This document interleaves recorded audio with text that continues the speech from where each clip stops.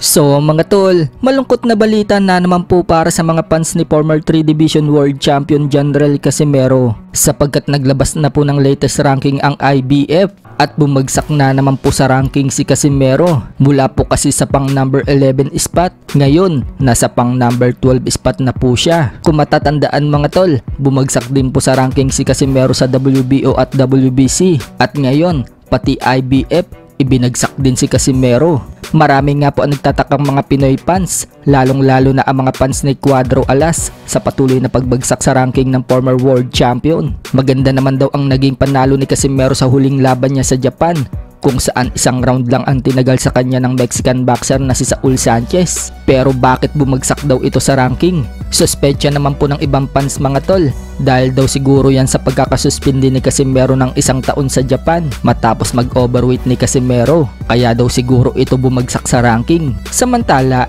kung sa mga sanctioning bodies mga tol, patuloy ang pagbagsak ni Casimero sa ranking. Pagdating naman po sa BoxRec, patuloy po ang pag-angat ni Casimero. Kung pupunta po kasi tayo sa ranking ng BoxRec sa pinakamagaling sa Super Bantamweight Division, pumapangalawa po si Casimero sa pinakamagaling na boxer sa Super Bantam, habang nangunguna naman po si Inoue. So mukhang kailangan po ni Casimero mga tol makakuha ng promoter na malakas na magpapaangat sa kanya sa ranking sa mga sanctioning bodies. Sa ibang balita naman mga tol, matapos pong mapalitan ang kalaban ni The Monster Japanese na Oya Inoue ngayong January 24, kung saan ang South Korean fighter na si Ye Jun Kim ang kanyang makakalaban.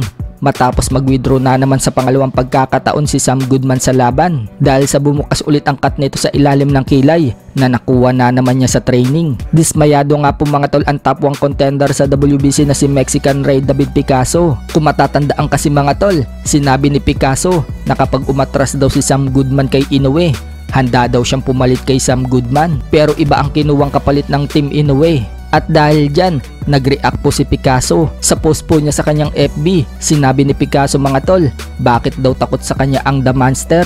Dahil daw ba tinalo ni David si Goliath? Minention din ni Picasso mga tol ang co-promoter ni Inoue na si Bob Arum. At sinabi kay Bob Arum kung si Inoue daw ang pinakamahusay na boksingero, ano pa daw yung hinihintay? Number 1 daw siya sa WBC, wag na daw maghintay pa. Pumirma na daw ng kontrata para maglaban sila ni Inoue. Siya daw si David at si Inoue naman daw ay si Goliath. So hindi nga lang po si Murodjon Akhmadaliev at Casimero ang nagsasabing takot si Inoue, at dumagdag na rin po itong si Ray David Picasso sa mga nagsasabing takot si Inoue. Pero kung matatandaan mga tol, naglabas na po ng pahayag ang Team Inoue nitong mga nakaraang araw. Sinabi ni Chairman Hideyoki Owashi pagkatapos daw ng laban ni Inoue ngayong January 24 sa Japan kontra dito sa Koreano, isusunod daw nila si Ray David Picasso at si Murodjon Akhmadaliev.